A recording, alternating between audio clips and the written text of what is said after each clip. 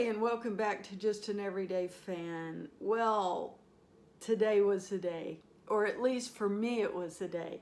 I think this was my most anticipated matchup of the regular 2025 season. It was the Battle of the Point Guards. We had Caitlin Clark versus Paige Bueckers. And it was not a disappointment, guys. And Caitlin Clark, welcome back in a big way. This was the Caitlin Clark we saw at the beginning of the year. This was the Caitlin Clark we saw last year. She came in, and I was holding my breath for that first three that went up, and she sunk it. And you could tell there was just a sigh and a relief when she turned from that three-point shot. Like, I finally got over that psychological hump. I was so happy for her. And then her game just continued. Now, we have to remember, she is still playing on restricted minutes. So the total game, we have Caitlin only playing under 25 minutes for the total game. So she is still on restricted. Now, Caitlin took a pretty good tumble, pretty good fall during the game. And I was just crossing my fingers because I was just praying that there was not going to be any injury to that left quad or groin, that soft tissue injury, because those can flare at any time. And she took a pretty good hit and landed on her knees. She came back in. She was doing great. She was putting up points. I have to just, her passing was on. She looked like a quarterback scrambling out of the pocket and finding her receiver. I mean, it was just amazing. Almost full court throws. And she was just putting it right in front of a breakaway player. And they were just grabbing it and putting it in for an easy two. It was beautiful. Guys, I gotta tell you, she brought game to her defense.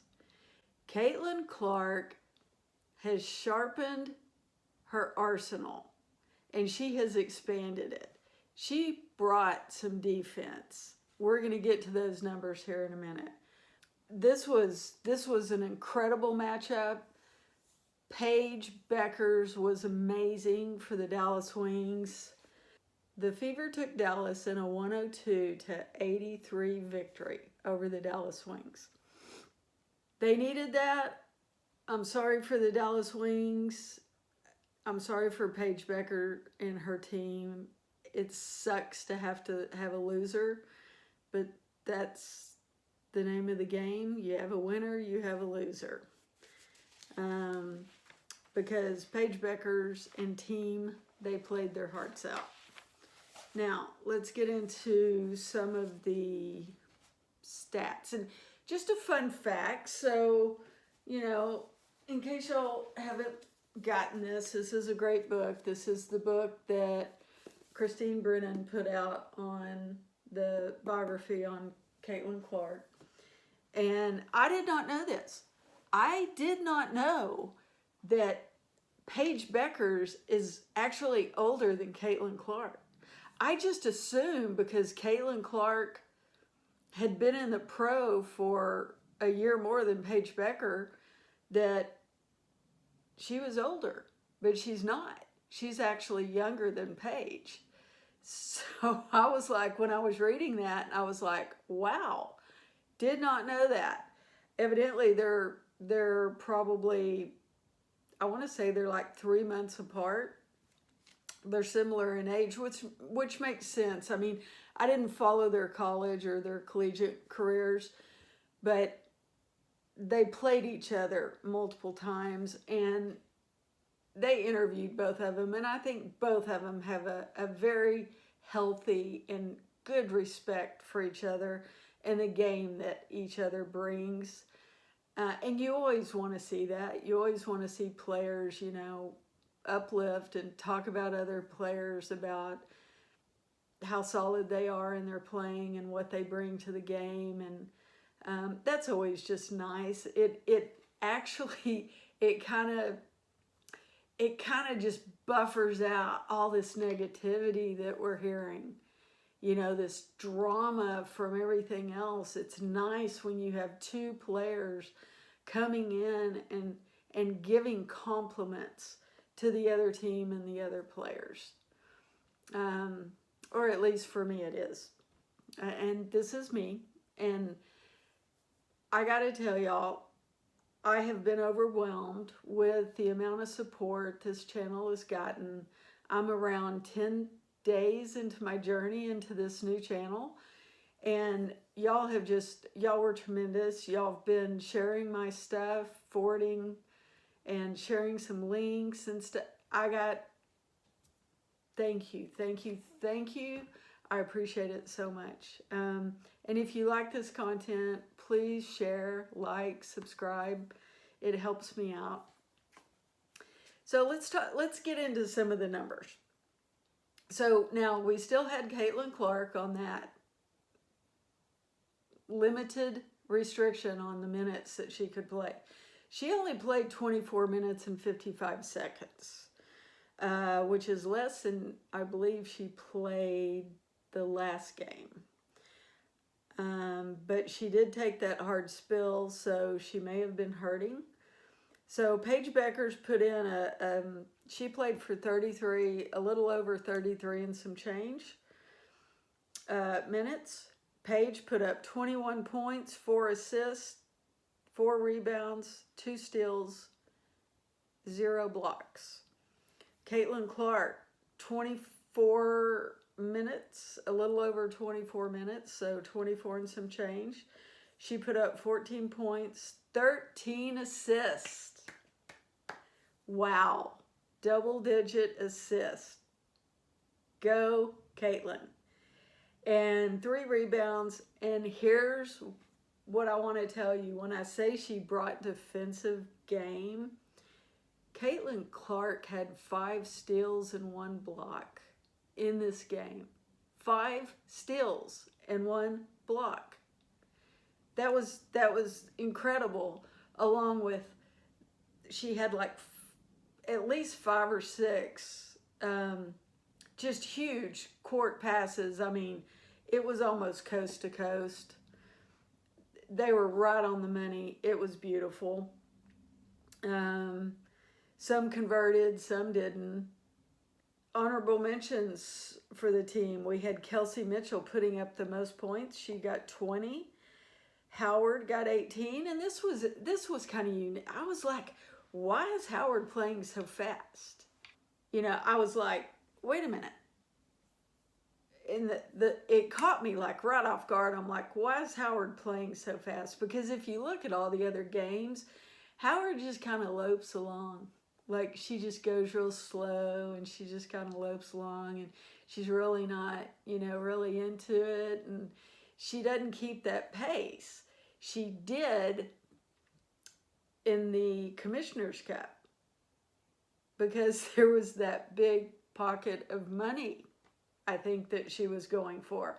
So she played all out and got the MVP money as well. So that was a cash cow for her. And I'm thinking, why is she doing this? And I'm thinking, okay, does it have anything to do with maybe the potential upset of, you know, maybe there was some friction between her and Caitlin on the last game because she wasn't passing her the ball? I didn't know. Did not know. And then I realized, oh, I know what she's playing. Dallas traded her off. That was the last team she was on before she hit Indiana on a free agency in 2025. Dallas had traded her off. They had let her go. So that's why she was playing with fire. So once I realized that, I went, oh, okay. Now I know why. It's money and revenge. Okay, now we know her. Now we know her pain points that get her moving. So she put up 18 points. She had 2 rebounds, 2 steals, 0 assists. Boston, she came in with 17 points, 3 assists, 3 rebounds, and 1 block. Cunningham, and I'm going to mention Cunningham because she's been on a roll for the last 2 games. So Cunningham put up 13 points. She had a lot of threes. She got 3 assists and she got 5 rebounds. Timpson. Timpson's getting a lot of, I'm going to mention her as well. She's getting a lot of, she's getting more playing time. And each time she gets a little bit better and she gets accustomed to the type of game they're playing. And again, this did not appear to be, this appeared to be the Caitlin Clark way of playing. This did not appear to be the Stephanie White way of playing. So it wasn't the old tired guard game. It was the modern, fast-paced, 3 points, very aggressive. It was a great game by both teams. Timpson got 7 points, 3 assists, and 5 rebounds.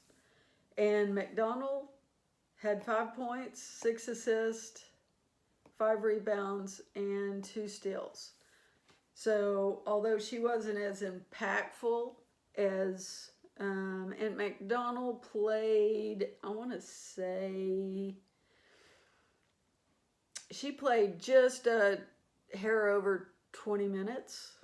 So although she didn't put up as many points as Caitlin, she definitely found other ways to contribute on her end. And I got to tell you, this was a big defensive. I mean, this was an aggressive game, and you didn't expect that from someone like Dallas, right?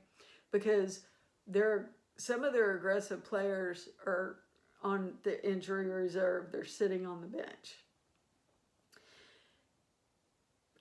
But it was very aggressive on both ends. I think we had some calls that weren't being called on both ends. I saw many fouls that should have been called that weren't whistled. But it looked like they were both ends, not just one team. So I think it was fair. It was a fast-paced game. Let's see, what else? I'm so excited. I have been waiting for this matchup between Caitlin and Paige, so I'm going to have to go back and rewatch it.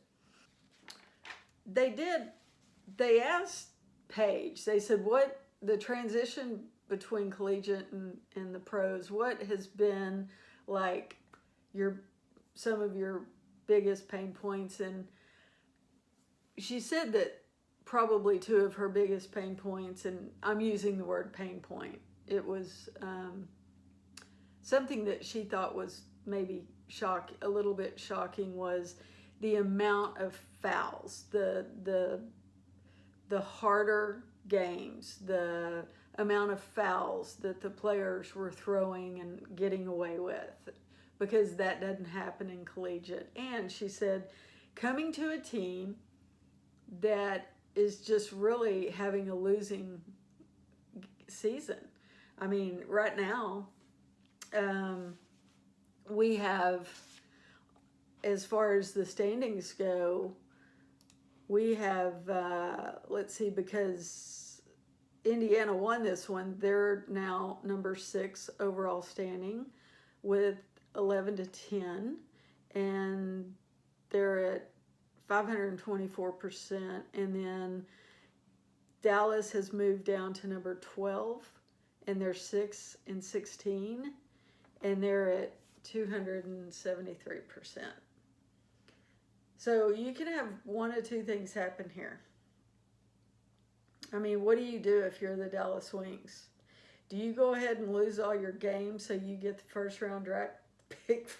Do you lose, literally just lose, and try to get below the Connecticut Sun so you have the first round draft pick for next year? I don't know. I don't know. Probably not, because I think Chris Kalanis is going to try to move his team up if he can. He was doing a pretty good job. I got to tell you, he was doing a really good job.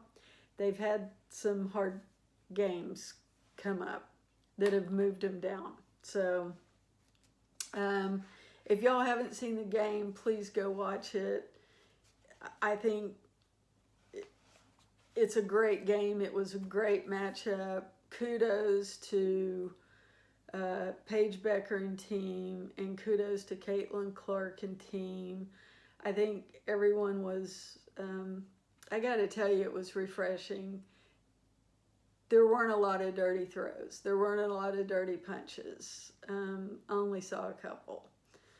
And it was just a respectful, hard, fast-paced game, and I think that's what we want to see. We want to see clean, fast-paced games where players respect one another and not a lot of drama is being brought in. Now, the one thing I can tell you is, and this is my opinion, and I couldn't really see this because they're not really cutting the camera onto Caitlin much anymore, especially when she's on the sideline with Stephanie White.